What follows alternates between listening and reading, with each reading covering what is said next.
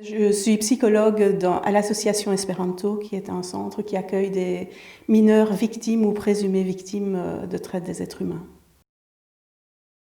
La place de l'interprète est primordiale parce que c'est vraiment la personne de transition entre le thérapeute et l'enfant.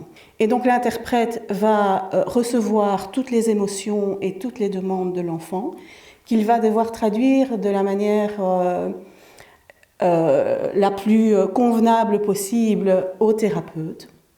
Et en même temps, le thérapeute, lui, doit faire passer des messages et il doit s'assurer aussi que l'interprète comprenne bien le sens pour que l'interprète, lui, puisse également traduire ces messages et que l'enfant comprenne. Effectivement, la collaboration entre l'interprète et le thérapeute, elle est essentielle.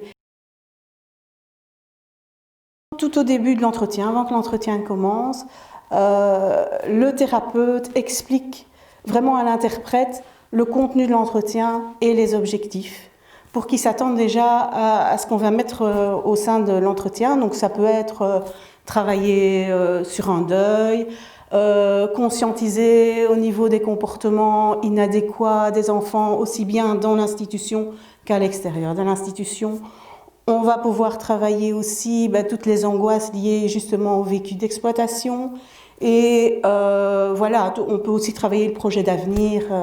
Il prévient également l'interprète du vécu émotionnel de l'enfant au quotidien. Ça veut dire qu'il va lui expliquer, voilà, aujourd'hui, le jeune, il est triste, il pleure, il n'a pas envie de parler, il est fâché. Il a vécu des difficultés au sein de l'institution qui pourraient perturber finalement l'entretien. Tout ça, c'est important que l'interprète soit mis au courant. Stratégiquement, l'interprète, au niveau des places, va se situer entre le thérapeute et l'enfant, puisque c'est lui qui va véhiculer tous les messages de l'un à l'autre. C'est important qu'il soit situé au milieu. Ça permet aussi de rassurer l'enfant. Et c'est important aussi que l'interprète et le thérapeute expliquent en tout cas leur rôle et expliquent le secret professionnel auquel ils sont tenus, puisque ce sont des enfants victimes qui ont été malmenés par les adultes et donc effectivement qui n'ont plus confiance aux adultes. Et ça va permettre de remettre un peu de confiance au sein des trois parties.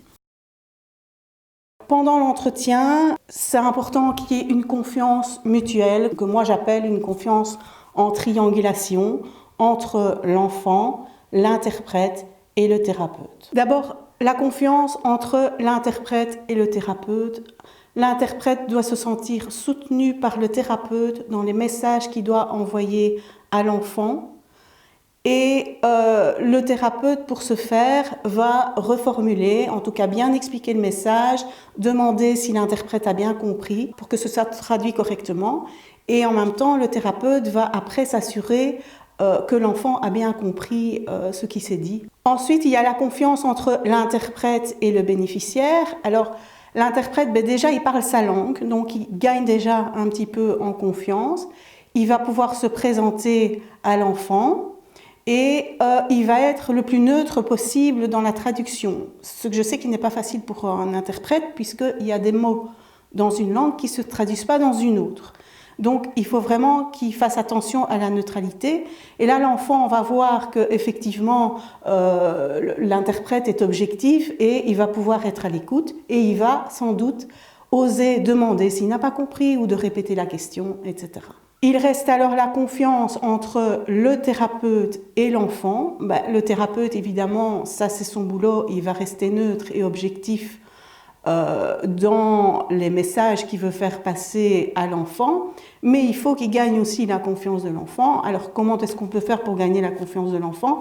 On peut partir d'expériences positives que l'enfant a vécues au sein de l'institution ou même avant d'arriver à l'institution. Et ce qui fonctionne bien aussi pour certains enfants, c'est l'humour. C'est comme ça que la confiance va s'installer et donc l'enfant va effectivement aussi collaborer, être à l'écoute et pouvoir exprimer ses angoisses, ses émotions, s'il n'a pas compris, etc. Il est vraiment important lors de l'entretien, pour que la communication reste stable au niveau des trois parties, qu'il y ait une reformulation et une validation par des questionnements. Donc c'est important que le thérapeute, via l'interprète, demande à l'enfant justement, est-ce que tu as compris? Oui, j'ai compris. Et si tu as compris, est-ce que tu peux me réexpliquer ce que je viens de dire? Comme ça, on est sûr que le message est bien passé entre les trois parties. Il arrive parfois que cette relation de triangulation, elle soit déstabilisée, puisque nous sommes avec des enfants qui ont vécu un trauma et qui ont parfois des attitudes un peu plus particulières lors des entretiens. Et je pense que c'est important que l'interprète s'y attende à ces diverses attitudes, parce que les attitudes de l'enfant peuvent parfois interpeller l'interprète en tout cas. Le jeune peut parfois se plaindre au niveau de sa santé, et surtout au début de son accueil au sein de l'institution. Et donc, il se plaint de céphalées, de maux d'estomac, de courbatures, etc. Et il peut aussi présenter des plaintes somatiques qui sont plus alors des tremblements, une accélération du rythme cardiaque, etc. Alors, il y a aussi des attitudes non verbales. On peut voir des attitudes non verbales qui traduisent la honte, la culpabilité, le manque de confiance en soi.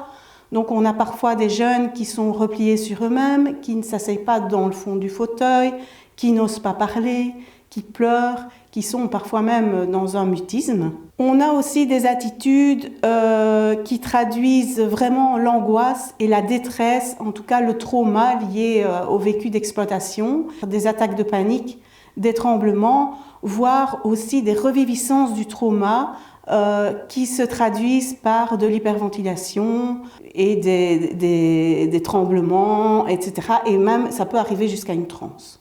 On peut aussi voir des enfants qui sont en perte de mémoire par rapport à leur vécu traumatisant et qui ont aussi des problèmes de concentration. Donc ce sont des enfants qui bougent tout le temps, qui chipotent avec le matériel, qui changent de place, etc.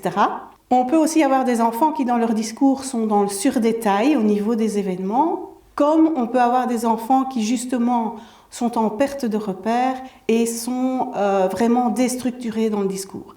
Et ça, c'est vraiment compliqué pour l'interprète, puisque et l'interprète et le thérapeute, finalement, doivent reprendre tous les événements et les mettre en forme eux-mêmes pour qu'il y ait une cohérence dans le discours. Et donc, à chaque fois, redemander à l'enfant, est-ce que c'est ça que tu veux dire ou est-ce qu'il y a autre chose à rajouter?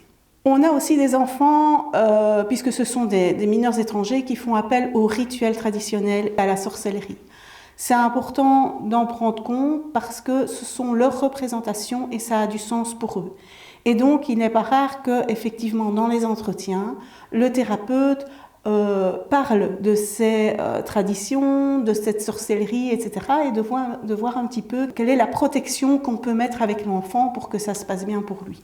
Ensuite, on peut avoir aussi des enfants qui sont agressifs, mais ça c'est quand même plus rare, qui sont agressifs verbalement, donc ils menacent, ils sont grossiers, etc.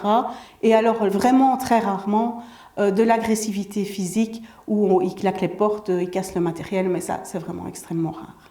Afin de rassurer l'interprète pendant l'entretien, il faut vraiment nommer ce qui se joue pendant l'entretien. C'est vraiment important de nommer les émotions, et c'est important de remettre du cadre dans l'entretien parce que c'est ça qui va permettre de restabiliser en tout cas l'équilibre de la relation de triangulation. Alors après l'entretien, le thérapeute se doit en tout cas de débriefer ce qui s'est passé avec l'interprète, puisque moi, je pense qu'effectivement, le thérapeute a aussi un rôle à jouer par rapport à ça et doit s'assurer en tout cas que l'interprète n'a plus d'émotions négatives et se sente bien par rapport à tout l'entretien qui s'est passé. Si ce n'est pas le cas, le thérapeute discute à nouveau avec l'interprète, donne davantage d'explications sur ce qui s'est joué ou sur la situation du jeune, etc. et peut éventuellement donner des conseils. Il est clair que le thérapeute n'a pas pour mission de faire un suivi individuel avec l'interprète, mais je pense qu'il se doit, avant le départ de l'interprète, de s'assurer que l'interprète se sent bien et soit en accord avec lui-même.